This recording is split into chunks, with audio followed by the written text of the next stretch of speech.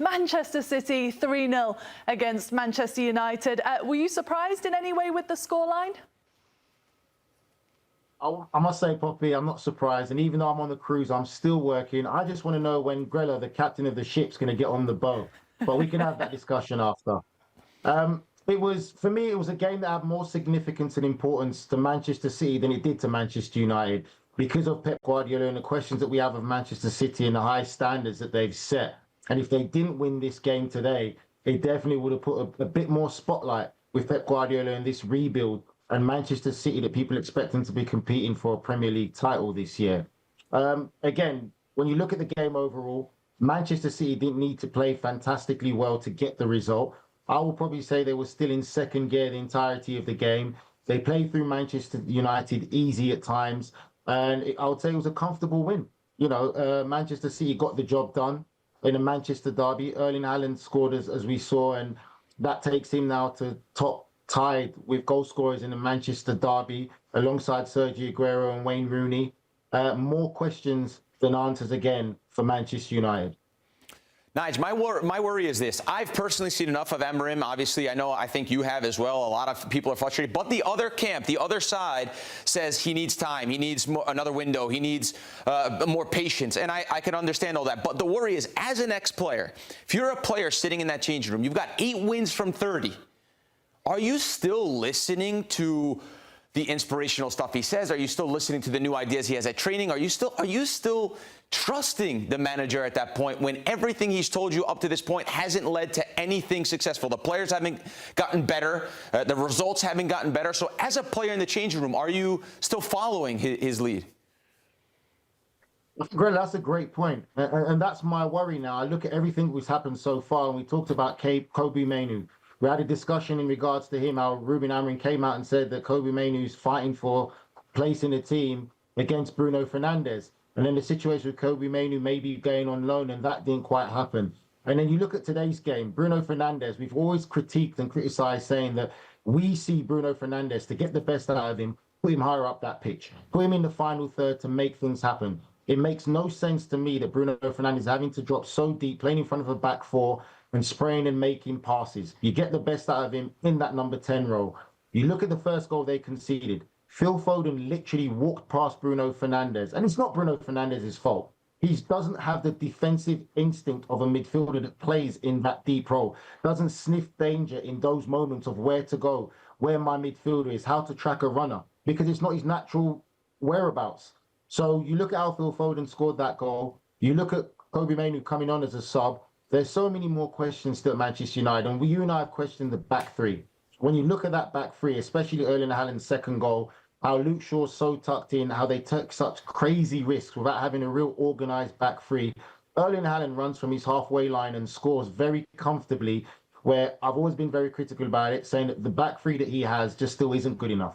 And now you do start to worry, Grella, in what you say, that are these players really buying into Ruben Amorim's system? Do they really believe in this manager now? Are they starting to lose faith? I do like to be someone that likes to have a glass half full. But right now, it's becoming very difficult when you look at this situation right now. I personally don't believe that the players are really buying into it as much as they should. And I feel that Manchester United really are starting to head backwards instead of forwards. And just to add a stat to that, Grella, Manchester United have lost more games in the Premier League 10 months than Arsenal have lost in the previous 3 seasons combined. Yeah, no, it's crazy. And also the way they approach the game. There's only probably 3 or 4 teams in the world that can go away to Manchester City and just say, oh, we're going to play our way. We're going to play our system, and we're going to play them toe-to-toe. Do you think the performance today was a little naive, the way that they just set up to play their way? Manchester United set up to play their system, their way. And when knowing that Manchester City sort of weakness is on the counterattack, is on if you defend properly and then you can go quick, you can hurt them instead of playing in sort of an open game that they played. You think the approach also was a little naive from Amorim and the boys? Well, we know how he's going to approach things, and I think the thing we've got to be careful, Grella, me and you and I have played in derbies. Derbies only have 2 ways. They can either be very good or very bad. There's no in-between in a derby game, and it was the Manchester derby. And for me, I'd have to say that, again, I found it was very comfortable and very easy for Pep Guardiola's side to play for Manchester United because, again, there hasn't really been a consistency. How many times have we seen Ruben Amorim put out the same starting lineup, the same team for, let's just say, a period of 10 games or even 12 games? Consistently changing things, it makes it very harder for players to get into a groove. Decisions that he makes leaves for more questions about Ruben Amorim, and he's very stubborn to his system. Again, it wasn't a fantastic performance by Manchester City, but they got the job done, and it leaves more questions than answers in everything that Ruben Amorim is doing. And you can clearly see the frustrations in the players now, and I think that it might not be too long till the players start to go the other way and really not to start to have faith or belief in his system and what he's trying to achieve at Manchester United. Yeah, it's been poor, hasn't it? Obviously, we watched them lose to Grimsby, and then it wasn't much better against Burnley, and today it got even worse. For Manchester City, on the other hand, Nigel, they've had a rocky start to the season under Pep Guardiola, and a lot of people were questioning Pep, like, is this the end? Has the magic gone between him and the team? Could this really jumpstart their season now, do you think? It's a great win. It's a confident win. It's a Manchester derby. Great for Pep Guardiola. But again, just like Grella said, there are still some vulnerabilities in this Manchester City side. And I think that they'll face way more tougher tests as the season goes on than they did today with a Manchester United side that were very disappointing.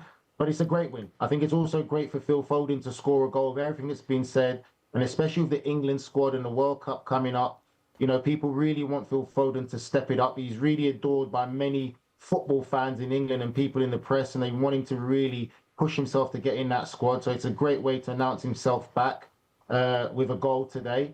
And again, a player who played really well, I thought so, was Jeremy Doku. Looked like he was having fun. I think we saw glimpses of Doku when he first got to Manchester City today, just shaking and baking and, you know, leaving defenders for dead. And he had a real fantastic performance today. But I do still see a lot of vulnerabilities in this Manchester City side, but it's a very big win for them in one of their greatest rivals in Manchester United, and they can take a lot of confidence from this game today moving forward. All right, Captain, before you go off on your cruise and start having a good time, before we let you go... I'm not the captain. You're the captain in that outfit, mate. No, the captain can't afford this outfit. Listen, let me ask you a question. Is there anything before you go you want to say to Gigi Donnarumma or his fans on the performance of today? Because I did see one of the saves he made was fantastic. Wow. He made one save. He did his job, Grella. He dived and pushed the ball around the post. That's what he's supposed to do. And let's not act like he was completely tested a lot. He did the save from Mbomo, and I think he also did the save from Sesko when Sesko went through and took a ball on his chest. Did what he had to do. Just came out, made himself look big like this, Grella. Yeah, just spread yourself. So how would you rate his performance? Did his job. Did his job. I can't give him a rate. He was barely tested. He did okay. By the way, Nigel, isn't it funny how Grella never wants to talk about goalkeepers unless it's an Italian goalkeeper? Like they never come to the front of his mind unless he can give some credit to an Italian in some way. Yeah, 100%. You know, he can't hide his bias and favoritism for his Italian friends.